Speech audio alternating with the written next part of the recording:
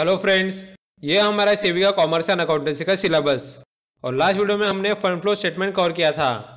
इस वीडियो से हम accounting for share capital transaction including bonus shares and right shares cover करेंगे।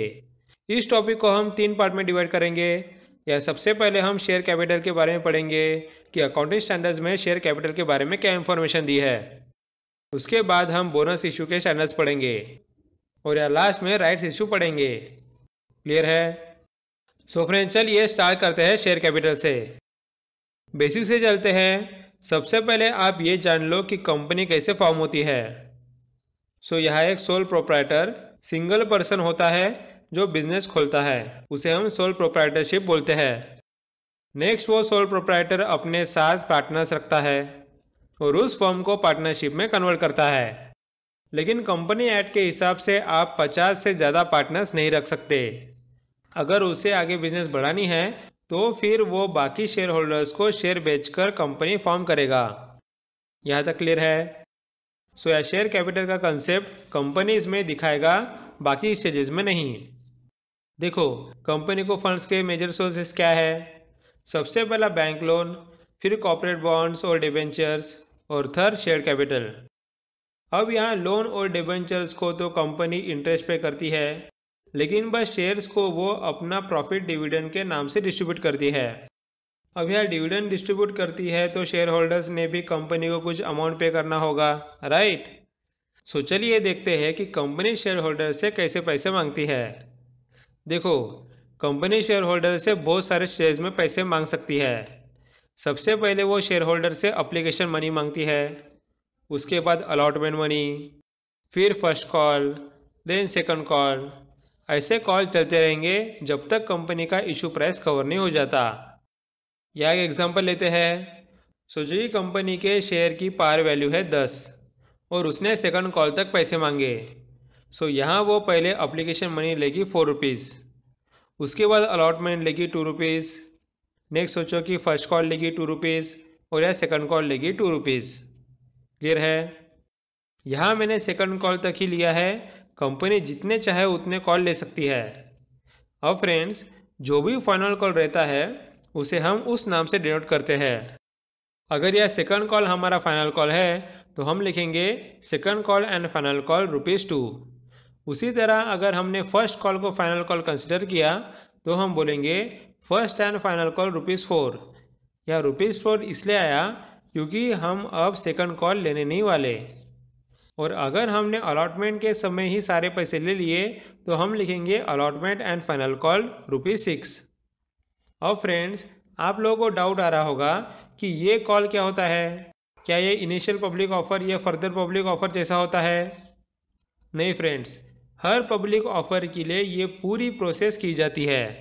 So initial public offer के लिए हम ऐसी प्रोसेस करेंगे और जब नेक्स्ट जितने भी बार फर्दर पब्लिक ऑफर आएंगे उसके लिए भी सेम प्रोसेस करेंगे। अब फ्रेंड्स, आप बोलोगे सर ऐसा तो शेयर मार्केट में बिल्कुल नहीं होता।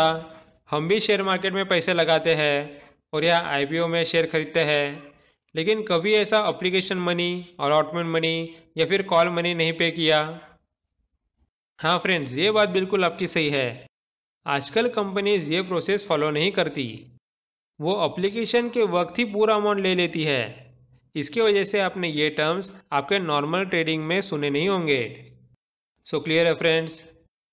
अब मैं आपको एक यहाँ जनरल क्वेश्चन पूछता हूँ कि अगर अब एप्लीकेशन के वक्त ही पूरा अमाउंट लिया जाता है तो ऐसा ज़रूरी होना चाहिए कि सबको शेयर मिलना चाहिए, लेकिन ऐसा नहीं होता। फिर ये सिस्टम काम कैसे करता है? उसके लिए सेबी ने एक नया सिस्टम रखा है, that is application supported by block account ASBA। इससे एप्लीकेशन मनी एप्लीकेंट के बैंक अकाउंट से ब्लॉक किया जाता है। अगर उस एप्लीकेंट को शेयर्स मिले तो वो फंड्स कंपनी को रिलीज़ किया जाता है और अगर शेयर्स नहीं मिले तो एप्लीकेंट्स को फंड वापस कर दिया जाता है। क्लियर है? अब फ्रेंड्स, शेयर कैपिटल का कंसेप्ट समझते हैं। शेयर कैपिटल को हम जनरली 3 पार्ट में डिवाइड करते हैं। एक ऑथोराइज कैपिटल, फिर इशूड कैपिटल और थर्ड सब्सक्राइब कैपिटल। सो चलिए इनको समझते हैं। सबसे पहले ऑथराइज कैपिटल, जिसे हम नॉमिनल कैपिटल भी बोलते हैं। यहाँ कंपनीज एक्ट ये बोलती है कि कंपनी के मेमोरेंडम ऑफ एसोसिएशन और आर्टिकल ऑफ एसोसिएशन में लिखा होना चाहिए कि कंपनी मैक्सिमम कितना शेयर कैपिटल रखेगी। उसी मैक्सिमम शेयर कैपिटल को हम ऑथराइज कैपिटल बोलते हैं। और अगर कंपनी को ये ऑथराइज कैपिटल चेंज करना है तो उसे शेयर होल्डर्स की जनरल मीटिंग लेके अप्रूवल लेना पड़ेगा। क्लियर है? So the authorized capital of a company, also called nominal capital, is the maximum amount of share capital that the company is authorized by its constitutional documents, that is memorandum of association or article of incorporation. Here the authorized capital can be changed with shareholders approval. अब friends, ऐसा ज़रूरी नहीं कि जितना authorise capital है वो या पूरा का पूरा कंपनी शेयर्स देके कलेक्ट करेगी। इसलिए जितनी उसे ज़रूरत होगी उतने कैपिटल को मांगने के लिए वो शेयर इशू करती है, उसे हम इशू कैपिटल बोलते हैं। अब यह याद रखो कि यहाँ बस कंपनी ने शेयर इशू किए, शेयर होल्डर्स ने उसे खरीदकर कंपनी को पैसे नहीं दिए हैं। क्लियर है? So the issue capital represents that part of an authorized capital which a company is authorized to sell through the shares. The company can either sell all its shares or the portion of it depending on the need for finance. The issue capital represents the shares that has been issued to the shareholders and which still remains unpaid. Next friends, company ने share issue करने के बाद share holders part लेते हैं और वो company से commitment करते हैं कि वो कंपनी को फंड्स प्रोवाइड करेंगे। अब यहाँ भी शेयर होल्डर्स पैसे नहीं दे रहे फ्रेंड्स, बस कमिटमेंट कर रहे हैं कि वो पैसे देंगे। So the subscribed capital means the amount of capital for which the written commitments were received from the bank shareholders to contribute funds in accordance with their subscription to the shares. So अब आप सोच रहे होंगे कि subscribe करना मतलब पैसे देना होता होगा, लेकिन फ्रेंड्स ऑफिशियल डेफिनेशन ये है कि यहाँ शेयर होल्डर्स कमिटमेंट कर रहे हैं। उसके बाद मैंने आपको बताया था कि कंपनी कैसे स्टेजेस में एप्लीकेशन मनी, अलॉटमेंट मनी और उसके बाद कॉल मनी लेती है। इसे हम कॉल्ड अप मनी बोलते हैं। नेक्स्ट, कंपनी ने कॉल करने के बाद शेयर होल्डर्स कंपनी को पैसे पे करती है, उसे हम पेड अप कैपिटल बोलते हैं।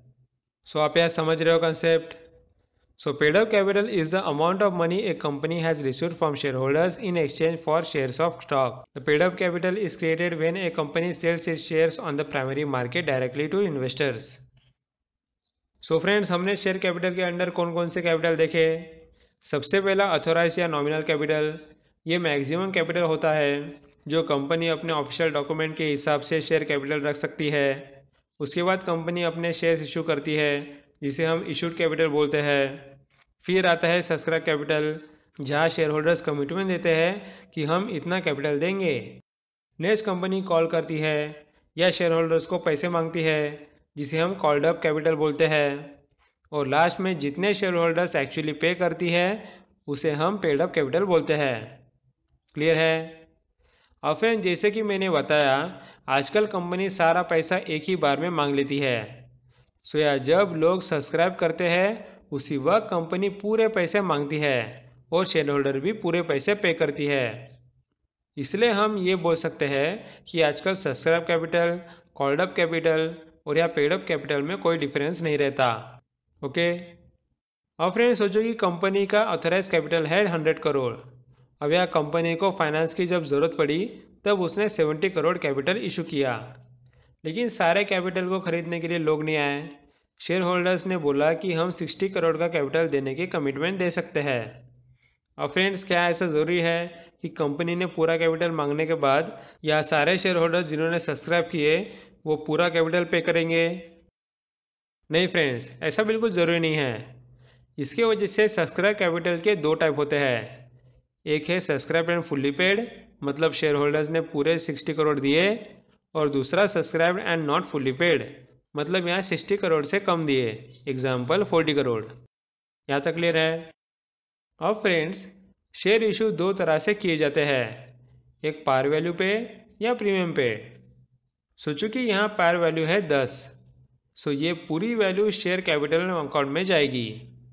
लेकिन कुछ कंपनीज का रेपुटेशन अच्छा होने की वजह से उनके शेयर्स की डिमांड ज़्यादा रहती है, इसलिए वो प्रीमियम में शेयर बेचते हैं, एग्जाम्पल 15। अब इस केस में प्रीमियम है 5, सो ये एक्स्ट्रा प्रीमियम अमाउंट हम शेयर कैपिटल में नहीं डालकर शेयर प्रीमियम रिजर्व में डालते हैं। यहाँ तक क्लियर है? अब फ्रेंड्स, कुछ एस्पिरेंट्स सोच सकते हैं कि जिस तरह हम प्रीमियम में शेयर इशू कर सकते हैं तो क्या डिस्काउंट में भी इशू नहीं कर सकते?